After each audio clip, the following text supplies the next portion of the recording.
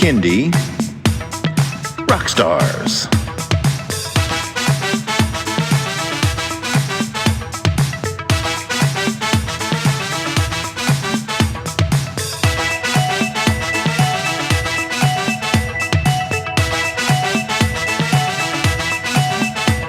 Prepare for a treat, let's meet and greet some bands and singers that are super sweet, making music that's fun for boys and girls. Help them learn about this great big world. Fun for the family, yes it's true, your kids will love it and you will too. Clap and dance and sing aloud, become a part of the Kindie crowd. These songs will make you move your feet and give your ears a great big treat. So settle in, grab your guitars, and let's get to know our Kindie rock stars.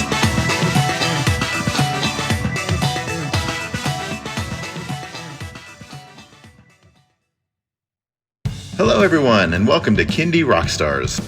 This is the show that gives you the stories behind the songs from some of the best bands and singers that are making fun, informative, educational, catchy, and occasionally silly songs for children and families. I'm your host, Patrick Adams, and each episode of Kindie Rockstars will feature an artist and a featured song. So let's get to this week's show.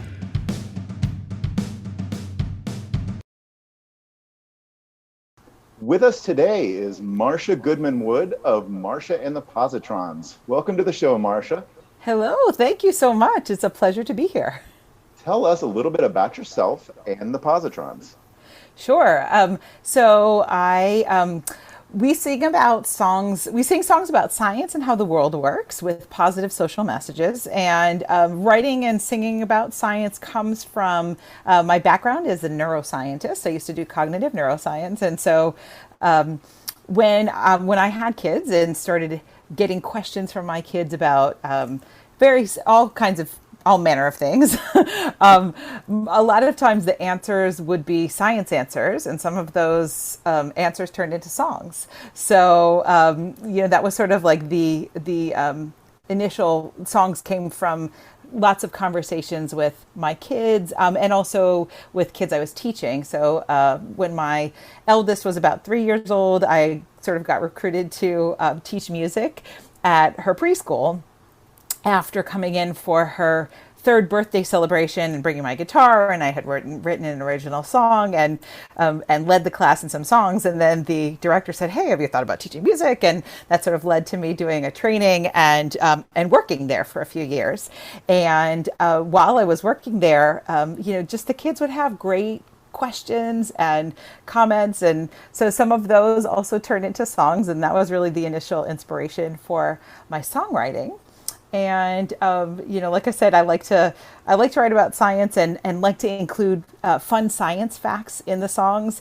And because I know that kids are just sponges and they just, absorb everything and hear everything, listen to all the messages. And so I really wanted to make sure that all the information was accurate, but also just make it fun and make kids excited about science. And so like one of the most rewarding parts of doing this is, getting stories from parents or from kids that, they listened to a song and then they decided to, look up online about Jupiter's moons, or they decide, they learned something about gravity or some cool thing like that. So, it's just fun to sort of get kids excited about science and to show them a way to have fun with science. And so your music class evolved into pulling a band together and ultimately releasing music.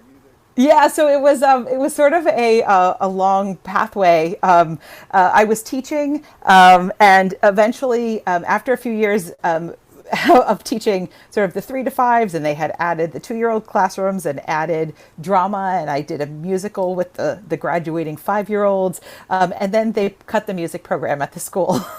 So I ended up teaching my own music classes for babies and toddlers. So then I had, that experience of working with those younger kids. And then just about after a couple of years of doing that, my third child was about to be born.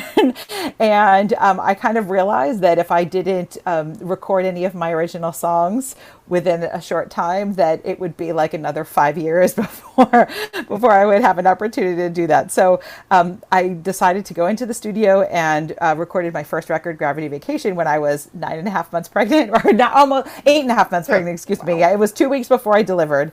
And I got to work with this amazing producer. His name is TJ Lipple, and he ended up making our next record as well. And we intend to work with him for our upcoming record. So we're, this past year of pandemic, I've done a lot of songwriting.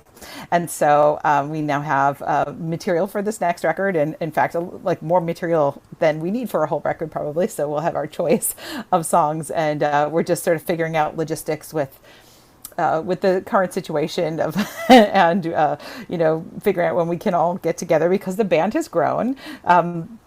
So during all this time, I started playing with different folks, and we sort of eventually added enough folks to become a band. So first, of the people who are currently in my band, Wardell Howell is my bass player, and I started working with him and have worked with other people. But Wardell sort of is the like longest band member, longest existing band member that's there now.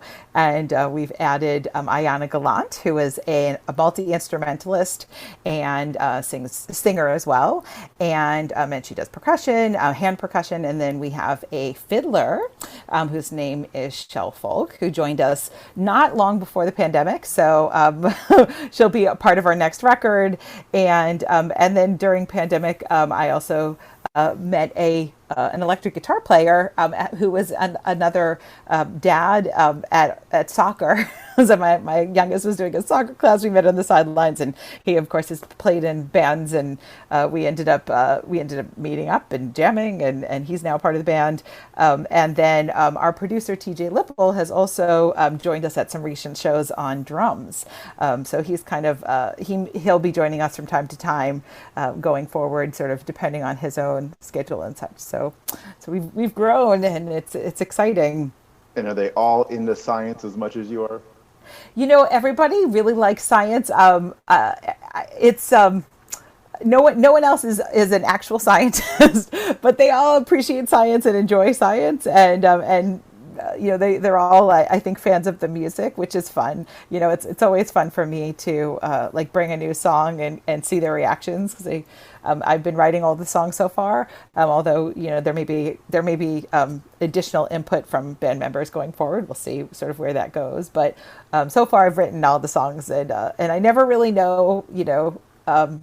I know if I like a song, but I never know for sure if others are going to like a song after I've written it. So I kind of like to either bring it to an audience or bring it to my bandmates and see what their reactions are. And it's always fun when somebody's like, "Oh, I love this idea, or I love these lyrics," or whatever. So yeah, it's fun.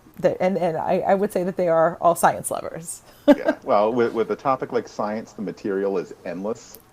Right. So yeah, and I don't think you'll ever run out of topics. Well, and also I think that like kids are sort of natural scientists. They're always curious. They ask a lot of why questions. They're sort of ready for any answer. And I think that's it's sort of like it's fun to work with that curiosity and sort of encourage that curiosity, which whether a child ends up sort of like taking a deep interest in science or not, it's still helpful to have that curiosity in anything that they do in life. So I feel like it's a good thing in general. Nice. So are you ready to dive into your song? Absolutely. The song on this episode is called Positrons. So Marsha, tell us all about Positrons and what inspired it. Sure. So this song is inspired by our band name because we're called Marsha and the Positrons. And when I first had the idea to name us the Positrons, I wasn't 100% sure what a positron was, but I was like, I think this is something that I've heard of. And so I, looked it up. And at the time, positrons were just a theoretical particle. And they were thought to exist in black holes in outer space. Since then, scientists have actually been able to prove their existence, recreating in a laboratory a positron for a moment before they turn into gamma rays. And I thought that this would be like a cool thing to explain in a song. And so positrons are a kind of antimatter. So in the song, I sing antimatter exists, and then there's, usually when I play this live, I invite the audience to clap along. So if the listeners want to clap along with 2 fast claps after antimatter exists, that's a thing that you can do at home. And I also liked that positron sort of has this connotation of positivity, which is part of our thing is putting out positive social messages. So we like to sort of spread joy and joy through science. So there you go. That's the sort of the story of positrons. I love the fact that I'm learning about science in this interview. Well, I think that's the fun thing about this song, is that since positrons are kind of like cutting edge science, that it's something that a lot of grown-ups, when they hear the songs, they're bringing their kids to shows, they're learning something too. So I think that's fun to be able to sort of inspire anybody in the audience to learn something new about science. Absolutely. All right. Here is Positrons by Marsha and the Positrons. Electrons dance around an atom's nucleus made of protons and neutrons. Sometimes 2 atoms share electrons and they form covalent bonds. Groups of atoms make up compounds we encounter every day. Positrons are a different story. They come from black holes far away. Oh, antimatter exists. Quantum physics is real. And what's most important is the curiosity you feel. Relativity's how the universe actually works.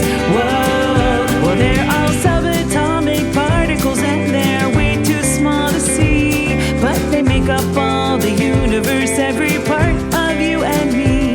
And it's really quite amazing. We can study things so small. We can test ideas with science. That's the coolest thing of all. Because antimatter exists. Quantum physics is real.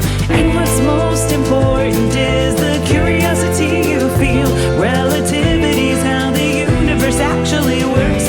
Whoa, like the phoenix rising from the flame, they're born from radioactive decay. And when a positron meets an electron, each transforms into a gamma ray. Don't be electrons, always negative. You could be like protons and stay positive, or be like positrons, fight the negativity, neutralize, chin up and rise, make the world a better place to be. Because antimatter exists. Quantum physics is real. And what's most important is the curiosity you feel. Relativity's how the universe actually works. Whoa, antimatter exists. Quantum physics is real. And what's most important is the curiosity you feel. Ooh.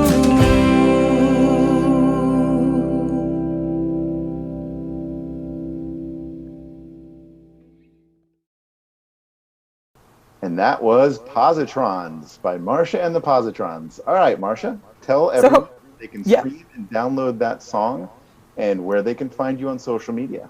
Absolutely. And, I was just going to say, hopefully everybody learned something new during that song.